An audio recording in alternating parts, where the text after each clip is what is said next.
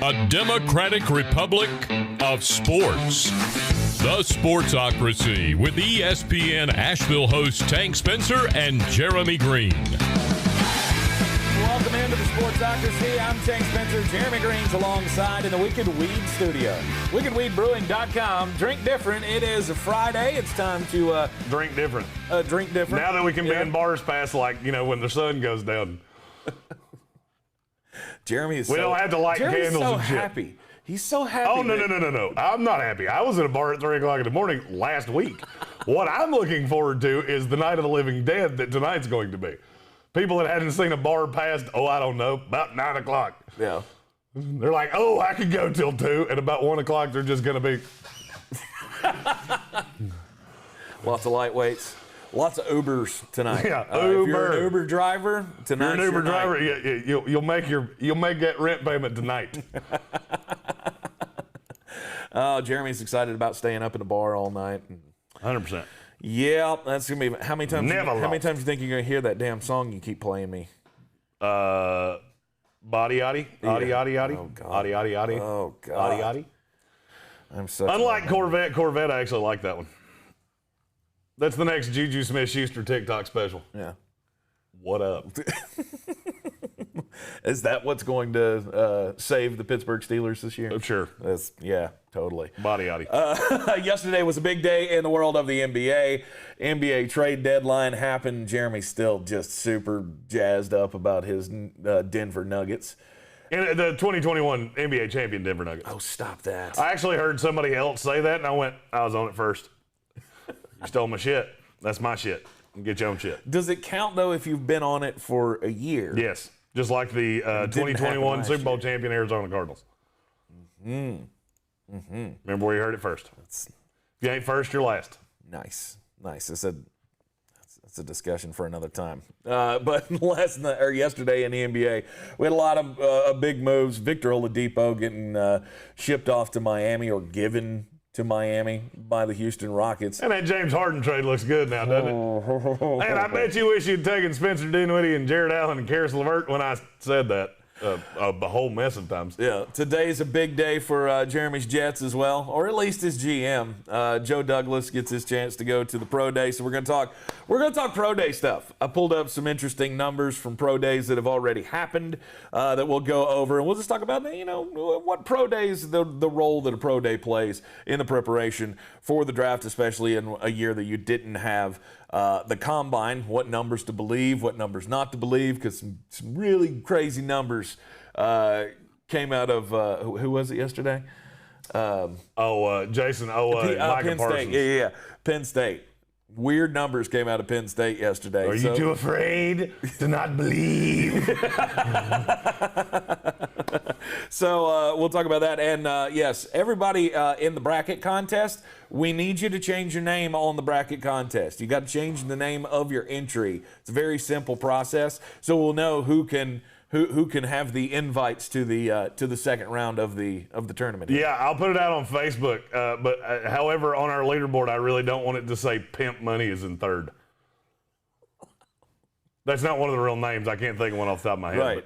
Right. So we're trying to do the against the spread, build your bankroll contest, but we can't do it if we don't know who you are. So we'll explain the rules later in the show. But the one thing you need to understand is that in this one, you have to beat this guy against the number.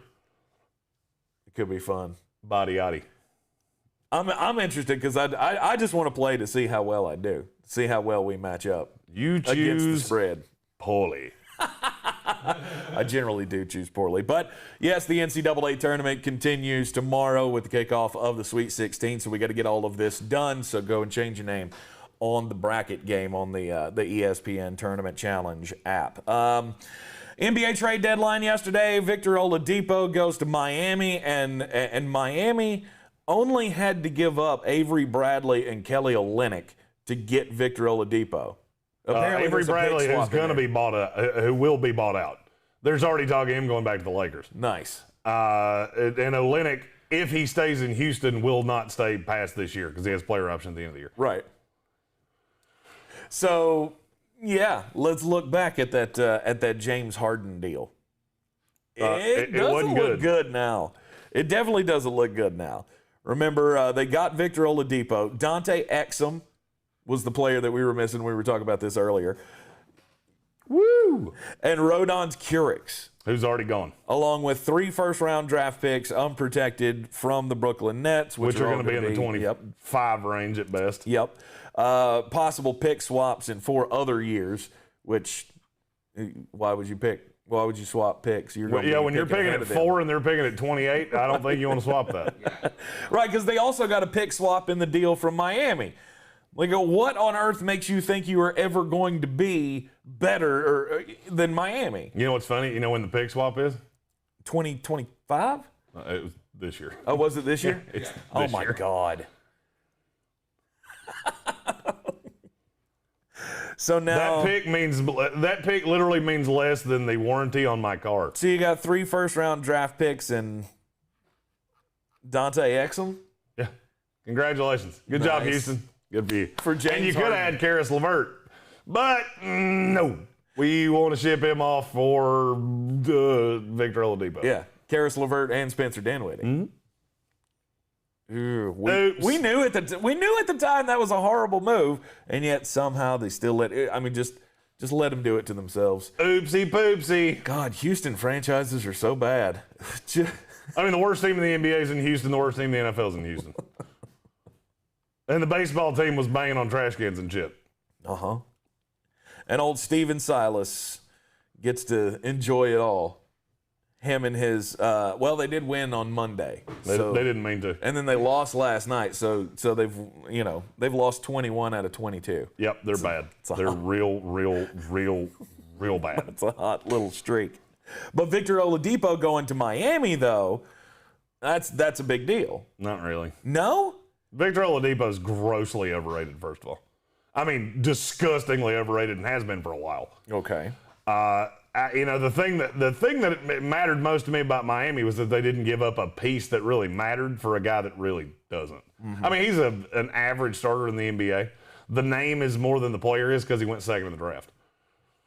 And I've thought that for a long time. He doesn't have a position. He's a decent defender. Mm-hmm. Ain't nothing to write home about. But, I mean, he helps Miami. He's another rotational piece because Duncan Robinson and Tyler Hero couldn't guard me. So having another wing defender like that at least does help. Yeah. Is he going to run the point for them? Possibly. I mean, they have Dragic, they have Kendrick Nunn. So right. I think he's going to play the 2. Thing is that I can see a lot of 3-guard lineups because you got Duncan Robinson that's a natural 2, Tyler Hero that's a guard, whether he's a point guard or a shooting guard, depends on who you talk to. Right. I like the combination of talent in Miami. Mm-hmm. I think they are the 4th best team in the East now. And that and a Coke that and $1 will get them a Coke. Get them a Coke. Cool. You'll be fodder for the Philadelphia 76ers in the second round. Right. 4th best team, better than the Boston Celtics. I think they're better than the Celtics, yes. Okay. All right. I think fully healthy, the Boston Celtics are definitely better than the 8 seed.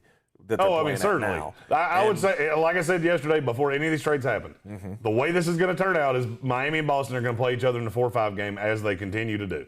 And we may do this till the end of time. Right.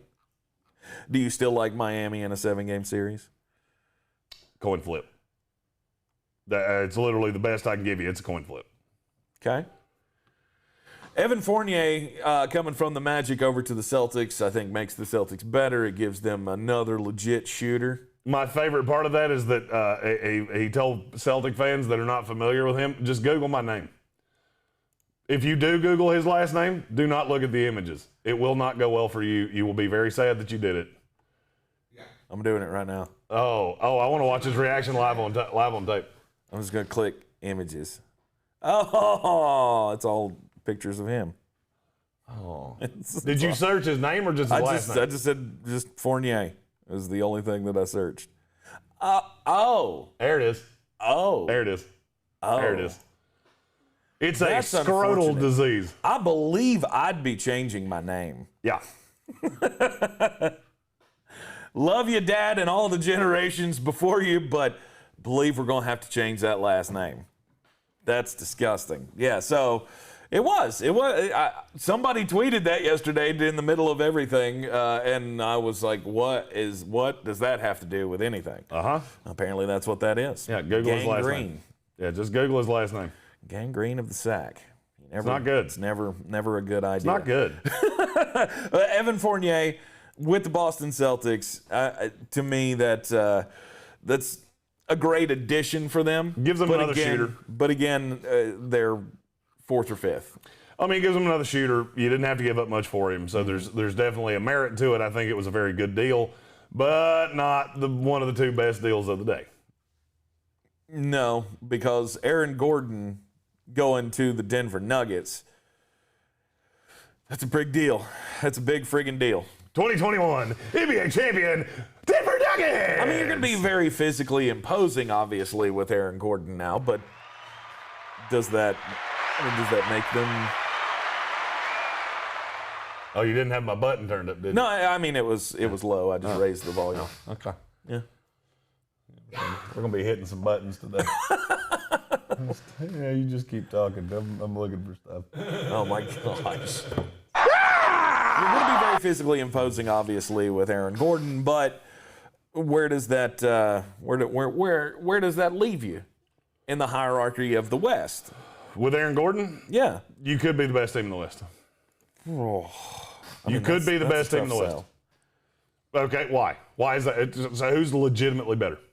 Utah. Never done it before. Never done it in the playoffs. Every guy on that team has flailed in the playoffs except Donovan Mitchell. Right. Never seen you do it. Right. So, I mean, I have an argument there. Mm-hmm.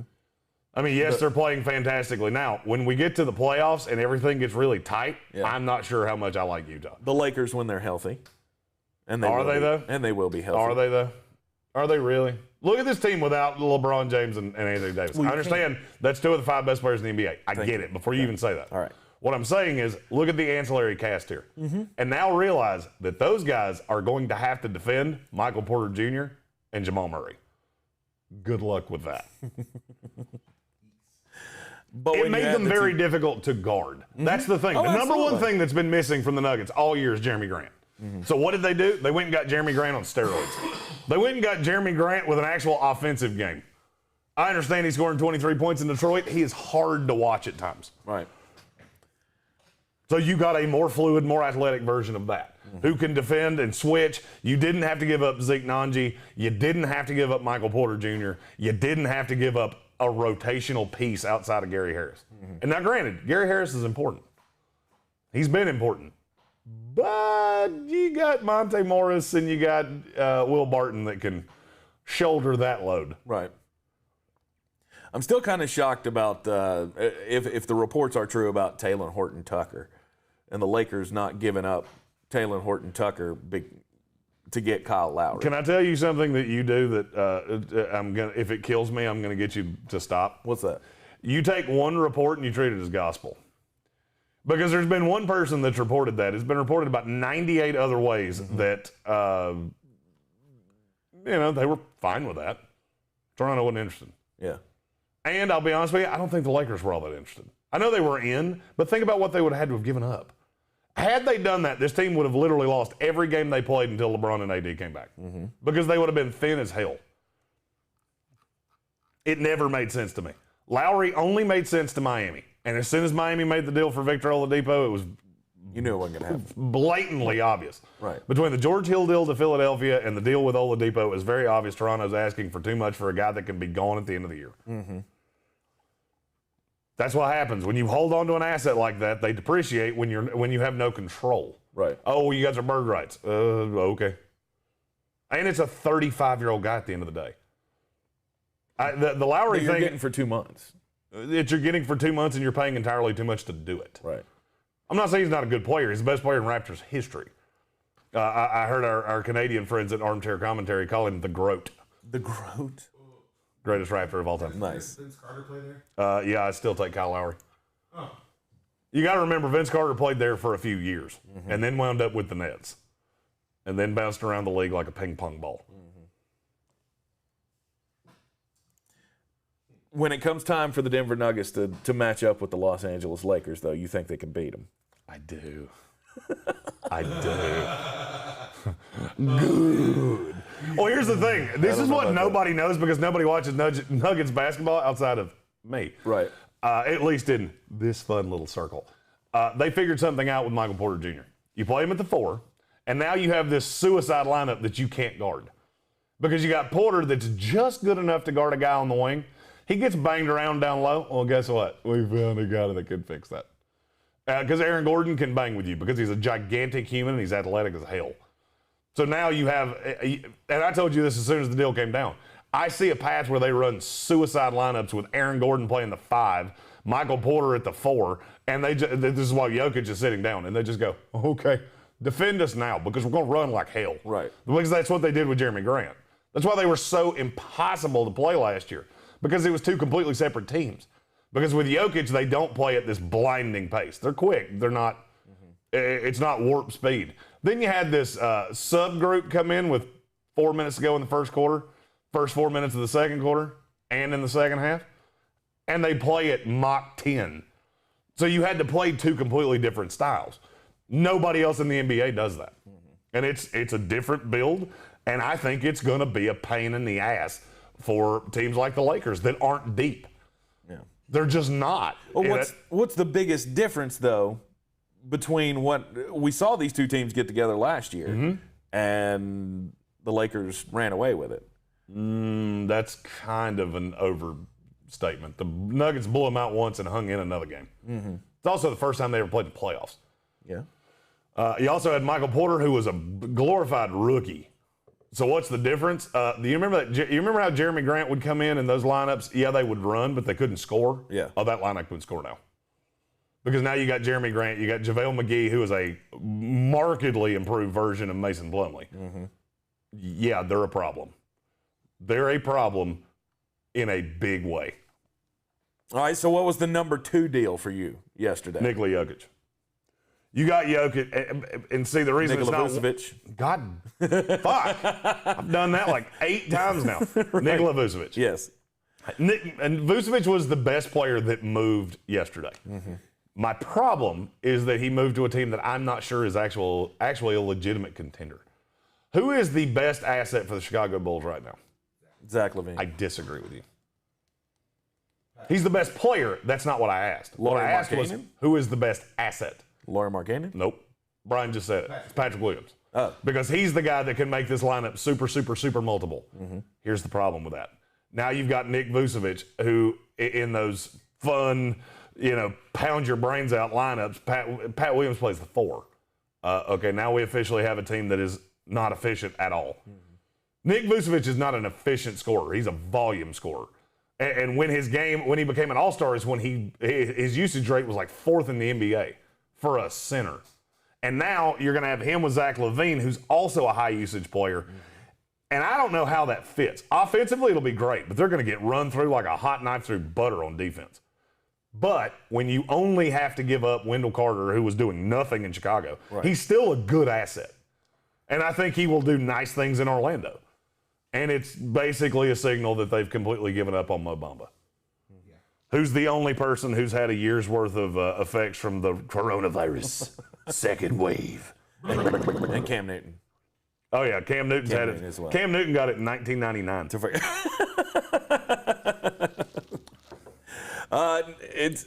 It obviously is a big thing for your franchise when you can add what is he, 6'11", 6'10"?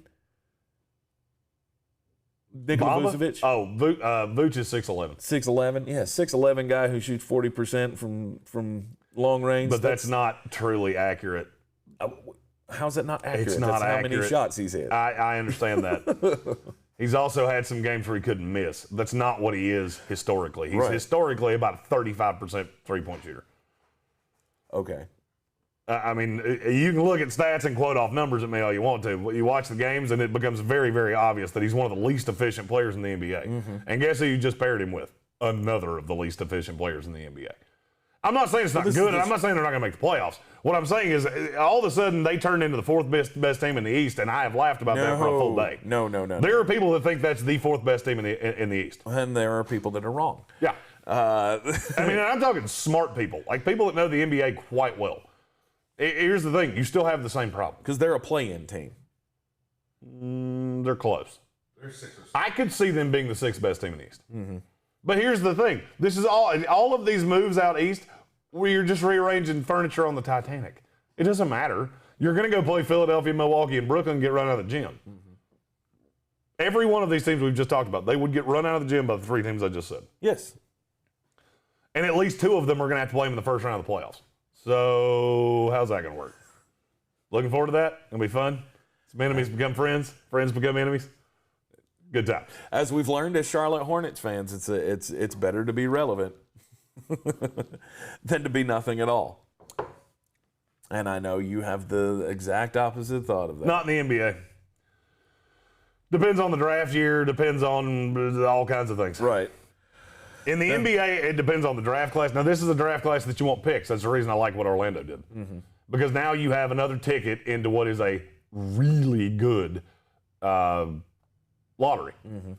And ESPN, I'm a little biased because we do work for them, did a fantastic article about the Nuggets and the Magic and how they've been 2 ships crossing in the night for 7 years. And there's one great big difference between the two, and his name is Nikola Jokic. That's the only difference between these 2 teams. Yeah. They've both drafted about the same way. Now, my argument would be I don't know who the Jamal Murray or Michael Porter for the Magic is. Thank you. I mean, they've had them. Aaron Gordon would be the Jamal Murray. Aaron Gordon's a good damn player. Mm-hmm. The thing that's funny to me is that Aaron Gordon gets lost as he's just a dunker because he won a dunk contest and nobody's giving a rat's ass about the Magic for the last 7 years. Well, exactly. That's why. Because he plays in Orlando and they're not good and nobody gives a shit. What I'm saying is it makes me laugh how the acquisition of Aaron Gordon has been, well, he's a nice piece. No, he's a damn good player. He's a damn good player and a lot of people wanted him. Mm-hmm. You don't know about him because the Magic have been 20 and 62 for the last 5 years. Or 30 and 52, or whatever the record was. Yeah. They've been irrelevant. And the point was that the Dwight Howard deal, where Howard went from Orlando, you know who they got back in that deal? Who? Nick Vucevic. You know who the 4th team in that deal was? Who? The Denver Nuggets. And they got Andre Iguodala. And they wound up with a draft pick that became Gary Harris. And then they all swapped. Nice. And now Gary Harris has moved on.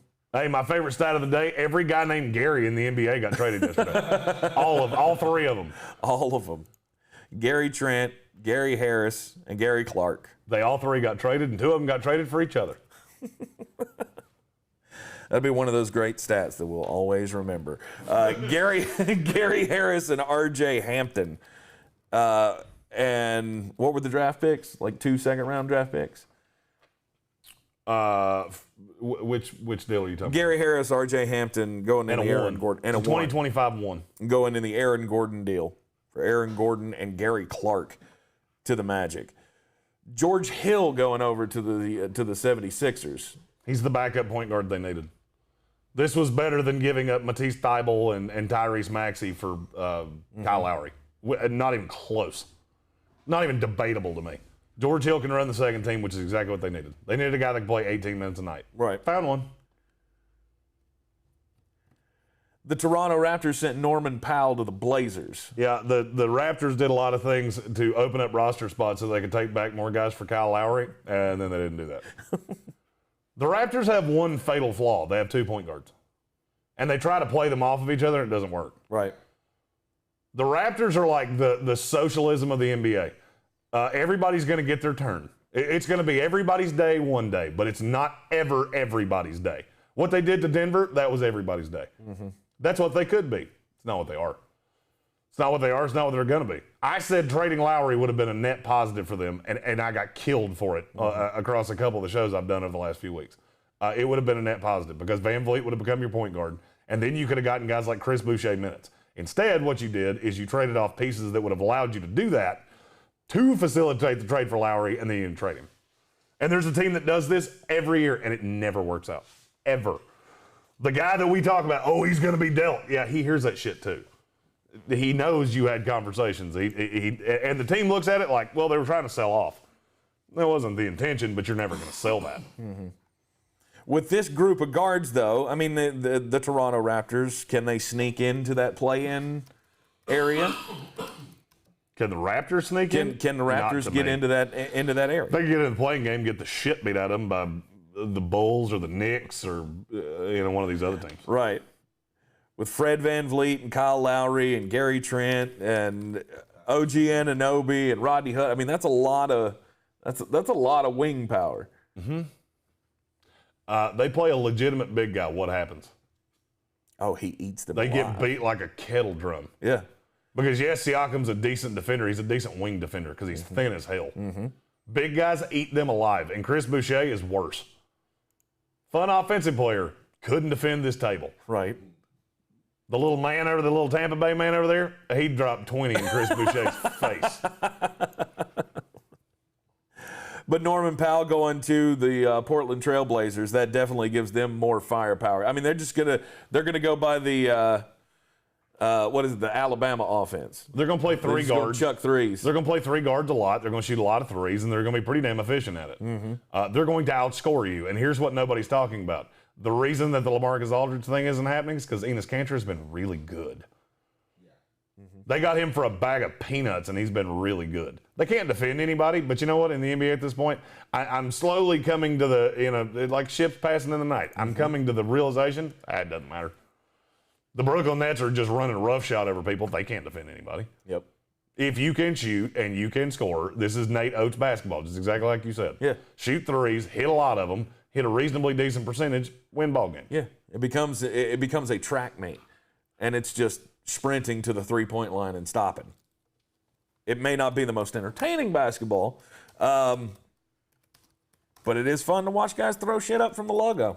I'll give them that.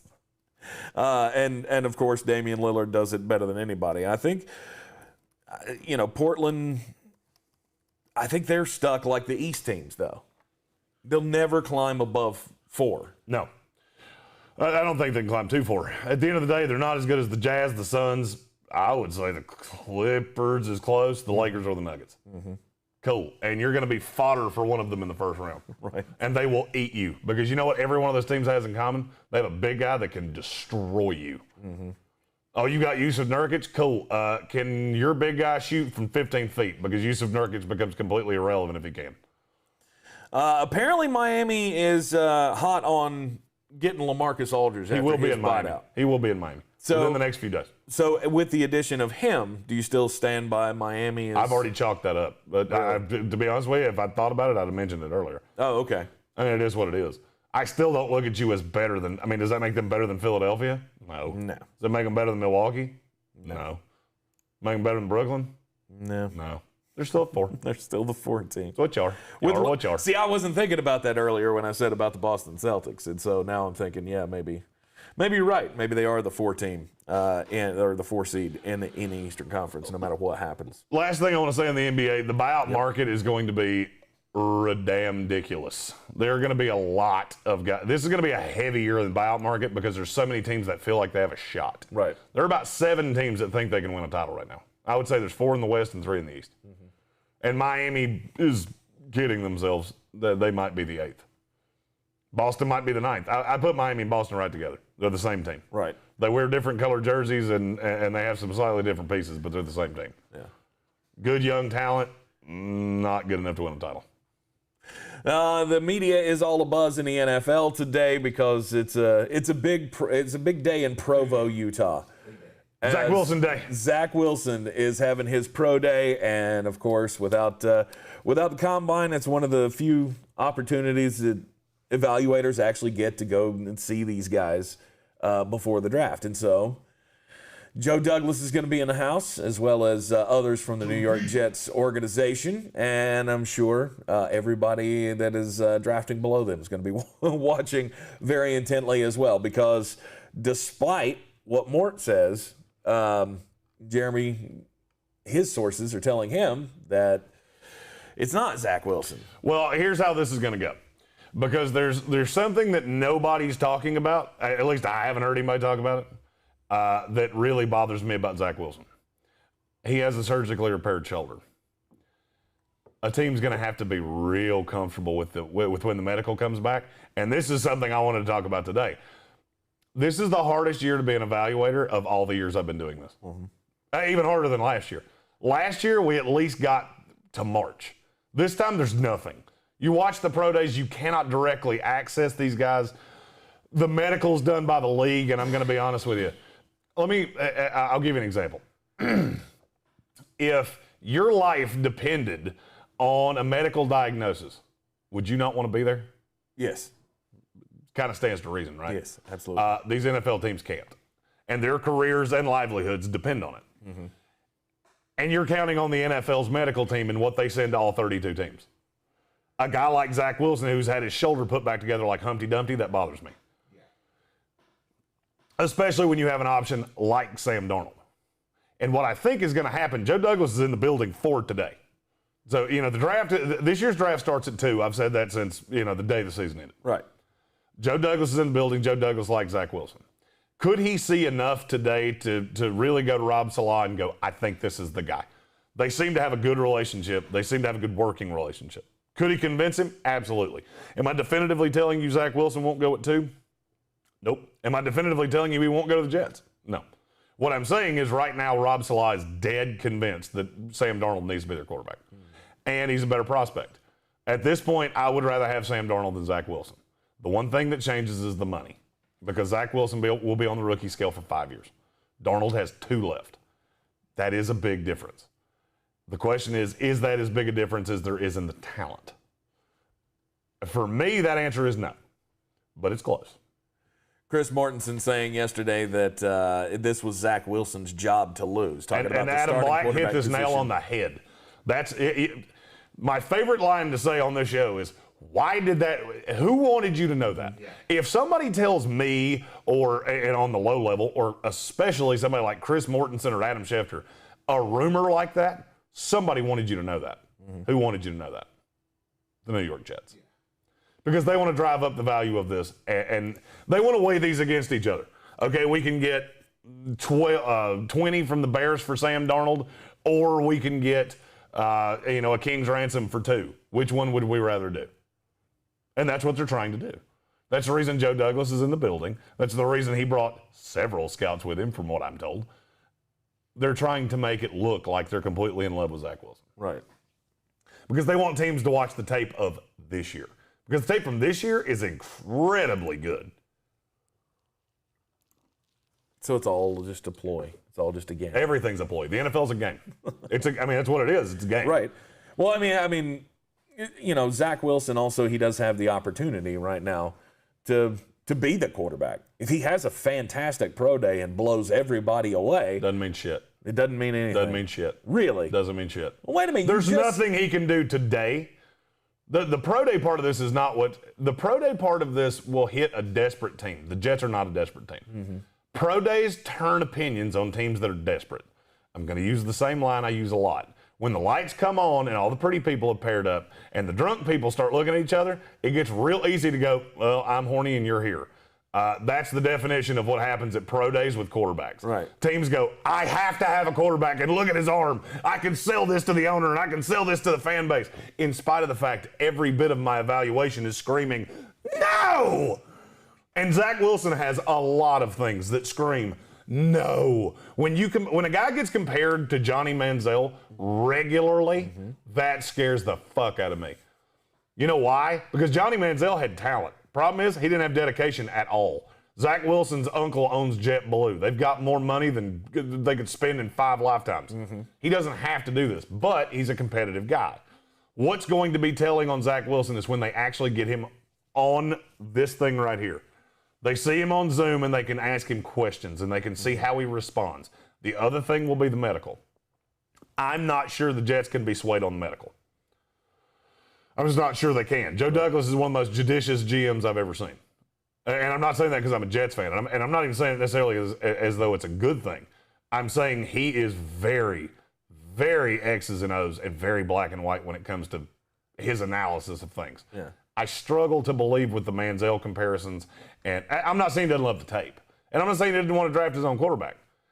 I think Rob Saleh wins that argument. I thought that was kind of what you were just saying, though, was that there's something that could spark the decision in Joe Douglas to convince everybody Not in Joe else. Douglas. No. What I was saying is that could spark a decision in somebody else. Joe Douglas does not. I mean, he came from Philadelphia and Baltimore. How many guys that have had unbelievable pro days wound up with the Eagles and the Ravens? Right. That's not where that happens. Right. That happens with teams like the Jets and the Jaguars and the Raiders and teams that fall for this shit. But he's not one of those guys. But you can't hurt yourself in a pro day. Can or can't? Can. You can certainly hurt yourself. Yeah. If in a scripted workout you look rough, that's bad. That's a bad scenario. Now, guys that have looked bad in pro days, Peyton Manning did not look good in his pro day at all.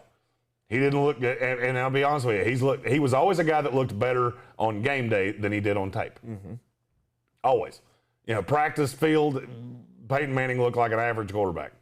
On game day, he was a first ballot, no doubt, Hall of Famer. So you have to be careful with these things. I look at a guy like Zach Wilson, the tools are there, and he could put on a show today. Yeah. Adam Black's on fire today. If Sam Darnold was in this draft, this is not even a discussion. If Sam Darnold was in this draft, and he's 23 years old right now, he would be the oldest quarterback of the guys in the draft. Not by as much as you think, but he would still be the oldest quarterback in the draft. And we had not seen 1 second of him on an NFL football field, and we were just working off college tape. Yeah. He would be clearly the second quarterback in this draft. Wouldn't even be a debate. We would be talking about Zach Wilson the way we're talking about Justin Fields. Okay. About him possibly falling? Is that what you're saying? No. We would be really... Oh, so you're saying the draft would start at 3? Yes. Bingo. Okay. Bingo. Okay. At Fat Camp, when the lights turn out, Skittles turn into steak tartare. Yes, Zach Wilson's that bag of Skittles. Love Skittles. I eat Skittles all the time. I got a gigantic bag of them in my office. But it's not a filet. And if you try to make Skittles a filet, you're going to have cavities and be sorely disappointed. Right. And that's kind of where I'm starting to get to with Zach Wilson. I like the kid, and I think the tape on him is good. He's pro ready because he's older. But is he the second best prospect in this draft? No. No, he's not. And I struggle drafting quarterbacks like that. I've said this for 100 fucking years. I've said this since I started doing this. When my problem is when I'm taking the 30th best prospect in the draft at 2. I have a problem with that. It very rarely ever works out. And that's kind of how I feel about all of the quarterbacks in this draft class. Okay, all right. So whatever the Jets decide to do, it's today it could possibly be influenced one way or the other by the pro day. Somebody else may see it and go, God, we got to give up everything to get them. The Chicago Bears have been talked about a lot as being a team that might make a play to get up to number 2. I think it'd take the same, like you said, the same thing they offered for Russell Wilson. 3 1s and Khalil Mack and who's the other one? Akeem Hicks. I mean, if they offered that, the Jets will jump all over it. Oh yeah, I got news for you. That's how that would go. But I think that would be, I think that would kind of be that would be the price. I don't know if it would be that much. It would be a lot. The second pick in this draft is one of the most valuable assets in the NFL right now. Question is, do the Jets pull the Kyle Lowry thing and overplay their hand here? Right. And wind up having to take Zach Wilson or having to take Kyle Pitts at 2. Why not? Of which I'm going to level with you. If I'm picking at 2 and I'm the New York Jets, I'm taking Kyle Pitts and I'm not thinking about it. Yeah. I don't think a second thing about it. Okay. Cool. Oh, you won't give me some. I mean, I'm telling you, you're going to have to do something stupid. And I'll be telling you that on the phone. You call me and say, hey, we want 2. Cool. You're going to have to, you know what you think you're about to have to offer me? Add 30% to that because that's what you're going to have to do for me to come off this. That's how good Kyle Pitts is. Pro days are fun to watch. I like watching the measurables just to see what these guys are capable of.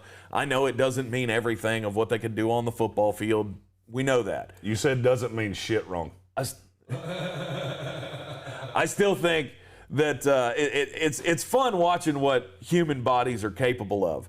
And Josh Imatorbhebhe from Illinois, the wide receiver, he had a 46.5-inch vert yesterday. Yeah, that's not bad. At his pro day. Yeah, that's not bad. I'm really shocked of all of what we've been talking about. Yeah. I'm shocked that you haven't mentioned your team.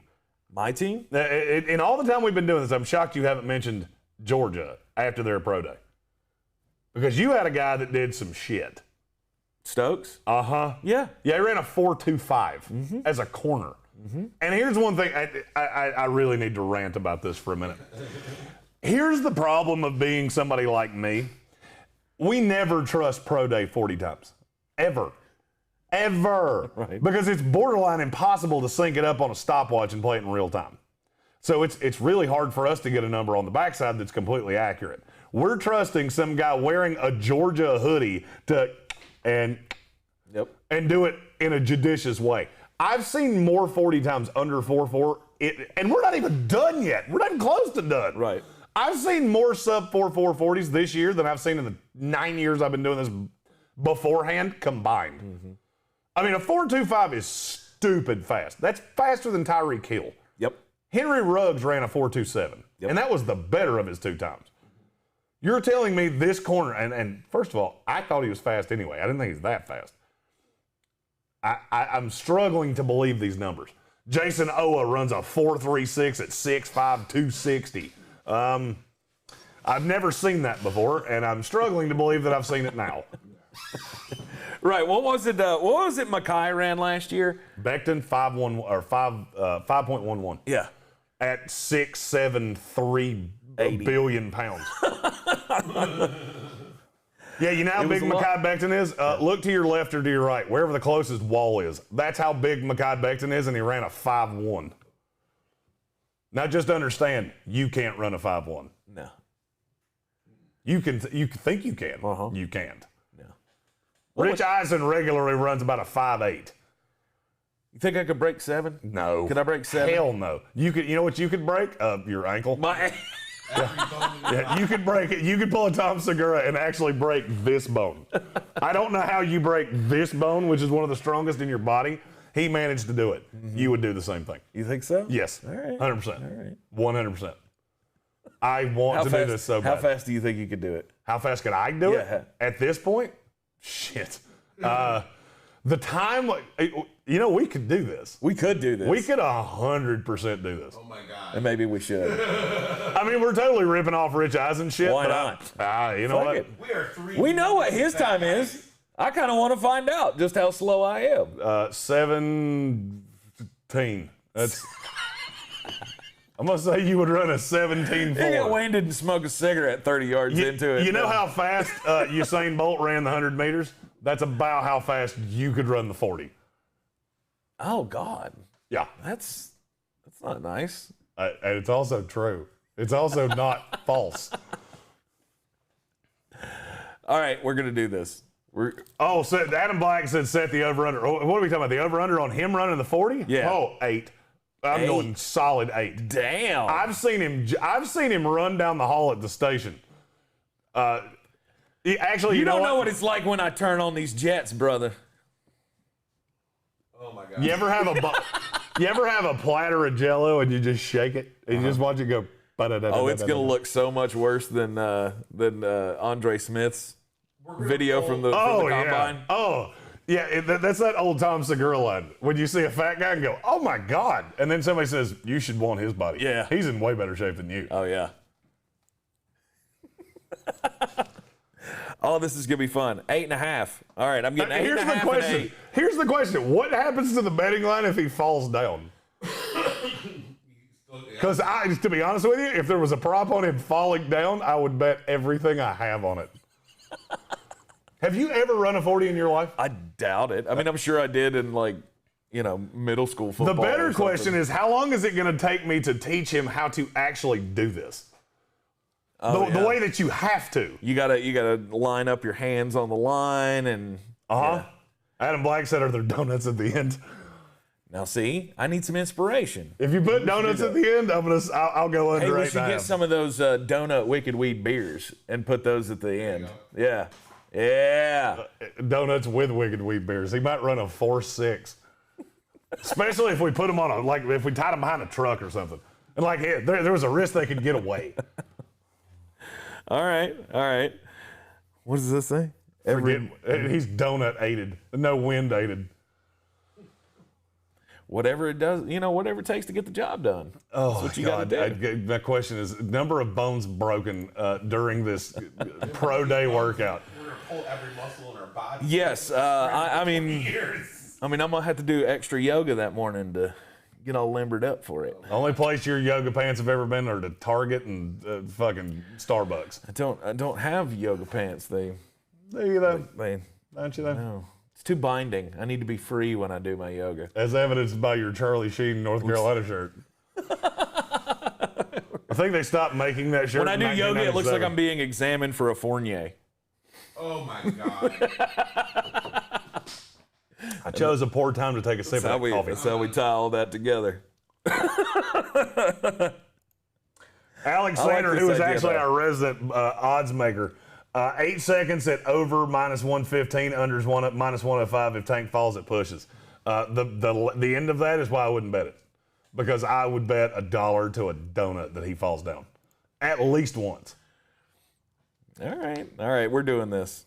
We got to set the day. 100% in. We got to set the day. 100%. We'll do it one day next week. Fuck it, we'll do it. No, we're not doing it live. We're not doing it live. We're No. damn sure not doing it Hell live. no. You know that graphic material thing? Because when your fucking forearm bone is sticking out of your skin, I don't want to get flagged for graphic content. I'm starting to get concerned. What, that you could fall down and die? Yeah, well, then I'm going to end up injured in some way. I've already seen it happen to one of my radio friends this year. You will walk tomorrow. Poor my buddy Keith Malinak, who was trying to kick field goals for his little stunt on Instagram and ended up having to have reconstructive knee surgery. Yeah, now I'm getting concerned. Anywho. Oh, you will break something. I will break something. It's like a water ride in an amusement park. You will get wet, you may get soaked. You will break something, you may die. I'm watched interested. you I pull want a to know how muscle much faster. sneezing. How much faster does he think you are than me? What would he put the over under on Jeremy? On running me? it? Yeah. Now understand, I'm 6'5" and I weigh about 280. He is 5'6" and weighs. The same. Does he though? Does he though? Does he though? How much faster do I think I would be than you? I would be. I don't know by how much. I have a big. I mean, there's a flaw of me. I'm really tall, and I have really short little legs too. Like my legs are no longer than yours. That's a strange combination. I am weird. Yeah, I have a very long torso.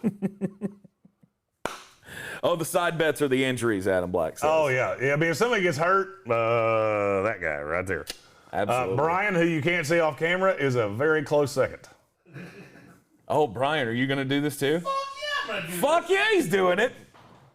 Oh, I like this. Yeah, Will Stanley said I ran a 4.45 in high school. I knew him in high school. One of the fastest human beings I've ever met in my life. That's legitimately true. Yeah. And he's in way better shape than us. Way. And he said he'd probably be in the 6 range now. I think he would be markedly faster than that. Now, the two of us, no.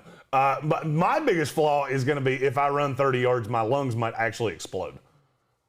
I have smoked way too many cigars and way too many cigarettes in my life. Adam Black says pulled hamstring is -1,000. Bet the house on it. Yep. Patrick Holt said turf toe -500. What is turf toe? toe injury. Yeah, you don't have to. You don't have to worry about it. But what is it? You have more. You have more risk of couldn't get toe in shoe than turf toe. I've never seen your feet, and I don't want to, but I have this feeling you have just these little teeny tiny toes that turf toe is not going to be a problem. Oh no, you're way off on that one. I have freakishly long toes. I can throw balls with my toes. They're almost opposable. I'd like to be able to talk again, so if you can shut the fuck up, that'd be great. My wife has often said I have primate feet. Why? Why are we still doing this? I don't know. I wish I could go back and unsay my comment just so I'd known none of that. Interesting little trick. Face injury -200. Oh, because there's a strong possibility that Tank's going to pull the poop. Mm-hmm.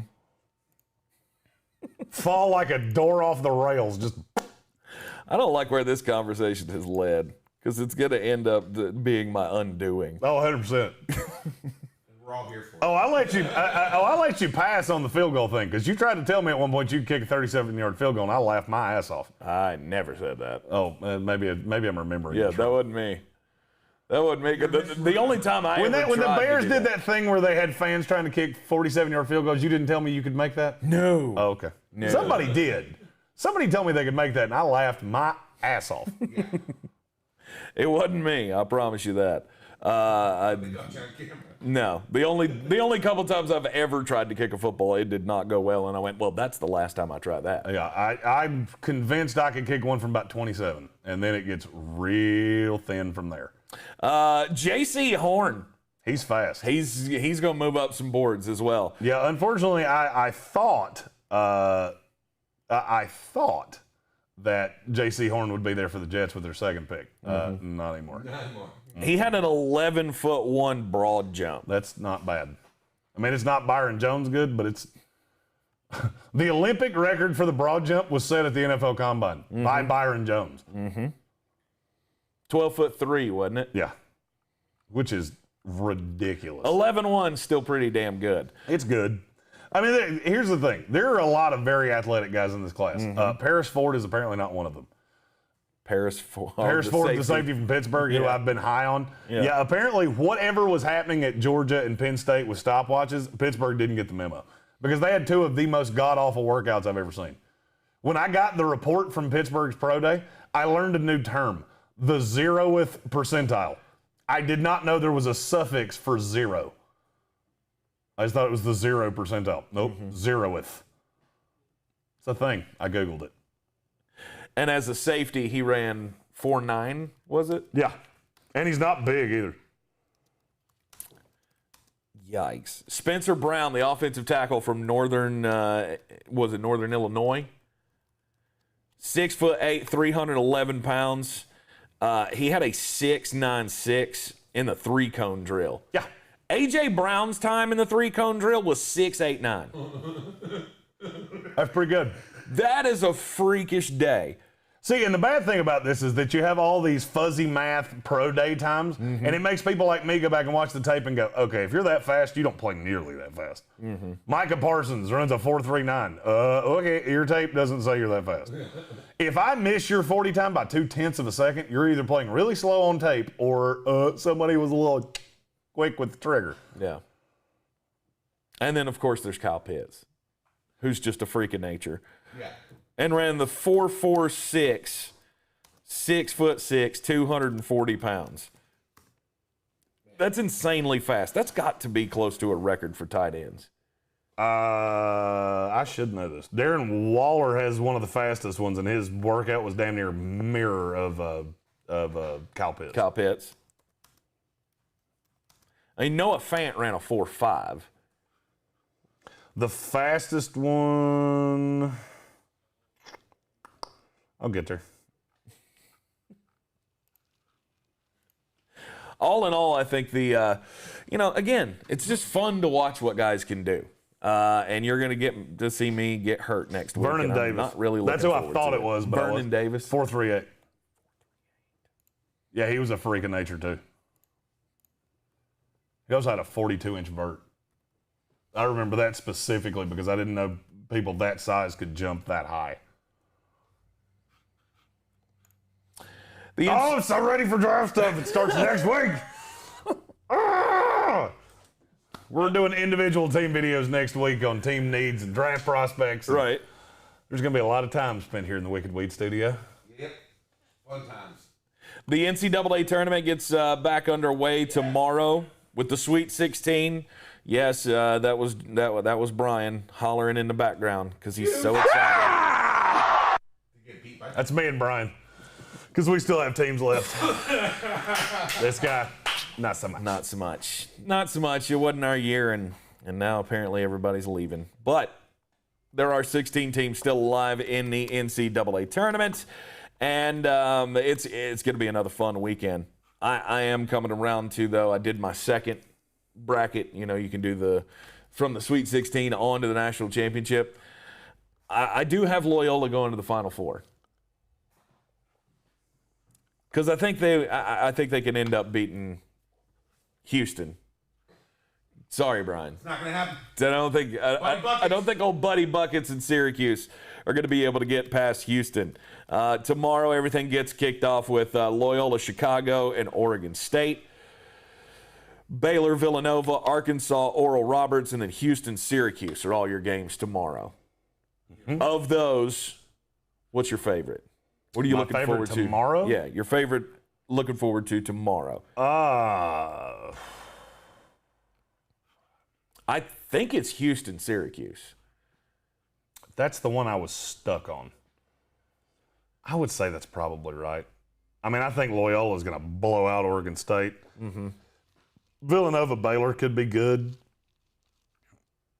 Yeah, it's probably Syracuse, Houston. Right. Who do you have moving on from tomorrow's game? So you got Loyola, you got Baylor, Arkansas. You taking Arkansas? You taking all high seeds tomorrow? No, I'm gonna take Syracuse. You're gonna take Syracuse. Okay. My dog! All right. I'm gonna take Syracuse. I can't do it. I can't do it for you, Brian. Sorry. That's okay, buddy. You're the kiss of death anyway. I am the kiss of death anyway. If I got onto the Syracuse bandwagon now, it would definitely mean that they are going to lose. And then on Sunday, you got Gonzaga, Creighton, Michigan, Florida State, Alabama, UCLA, USC, Oregon. And that Michigan-Florida State game is hard to pass up. Yes. Here's the thing that you're not going to hear anybody say. Hunter Dickinson is now who the offense runs through for Michigan. Yeah. Balsa Capricheva couldn't guard him. And there's not many guys in the world that are athletic enough and long enough to contend with him. Balsa Capricheva is one of them. One of those two guys is going to get in foul trouble. Don't know which one it is. I would wager my money on Hunter Dickinson. And if he does, Florida State wins this game. Yeah. If Dickinson can't play his full complement of minutes, they will get beat. Between not having Isaiah Livers and not having, and Dickinson winds up in foul trouble, Florida State will win this game. Yeah. Florida State is just so long. They always are. And you're so good defensively that I think it is going to matter for Michigan. Do we have an update on Livers? Is he even going to be able to try to make a comeback?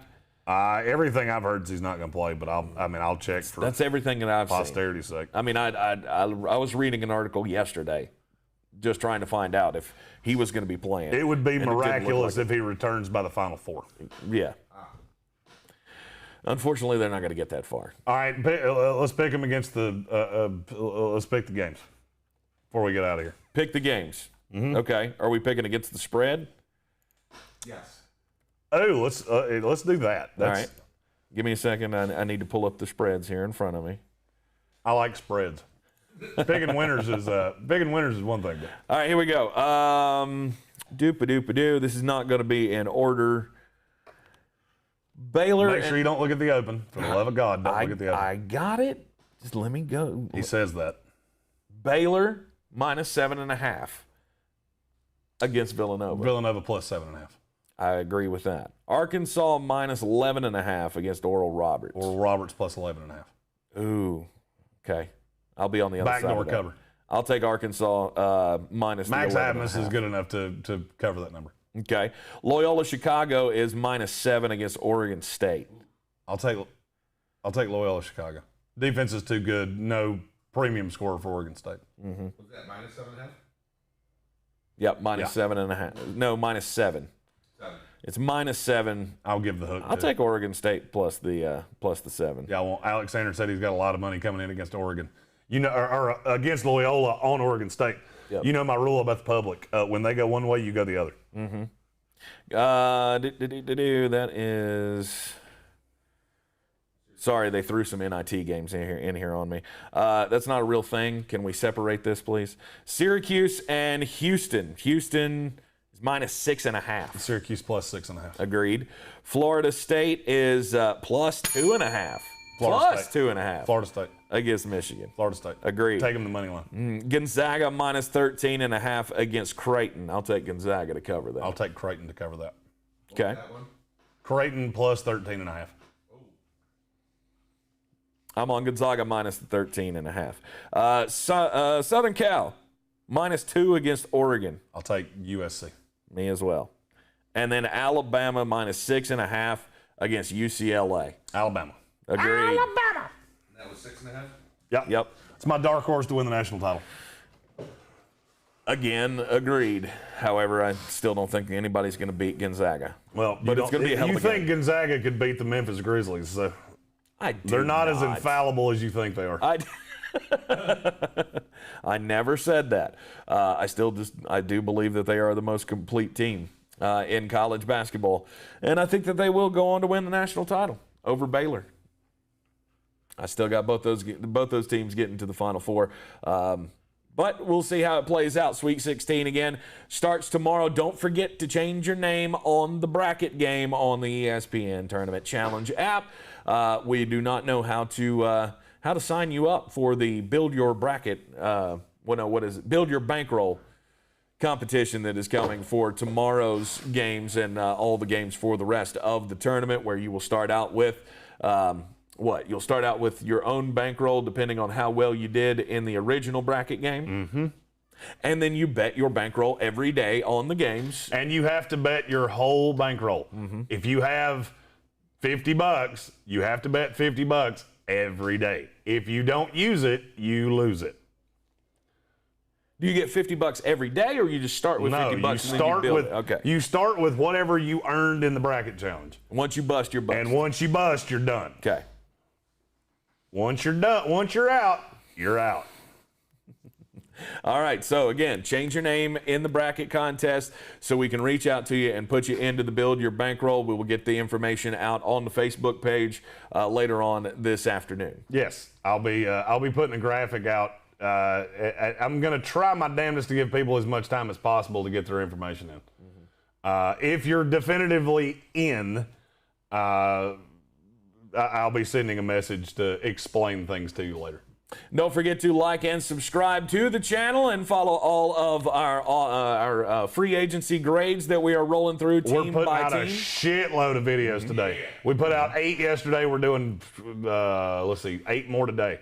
And we'll have 8 more both days of the weekend. If you haven't clicked the little beer, this would be a good time to do that, because we're going to be putting out content about every 2 hours for the next till the draft. Yep. And then we're going to have a huge draft party, and everybody's invited. We'll be doing every team, of course, like we always do, and we're going to continue this. We even have separate playlists now in the YouTube channel for every NFL team, so your team will be covered, and your least favorite teams will be covered as well. So you can hear us talk shit about everybody. So we've already done the offseason preview for every team. We're doing free agent grades right now. Draft team needs will be next. Mm-hmm. Draft preview will be after that. Draft review comes after that. And we will keep doing this right up until the season, and then we'll keep doing it in season 2. All right, so your team-by-team information, one-stop shop here in the Sportsocracy. Again, like and subscribe to the channel. I'm Tank Spencer. He's Jeremy Greene. Yeah. We're live from the Wicked Weed studio. Don't forget to check us out on ESPN Asheville this afternoon at 3 o'clock. You can hear us everywhere on the iHeartRadio app. It is the Wicked Weed studio, wickedweedbrewing.com. Drink different. Have a good weekend. Go Noles!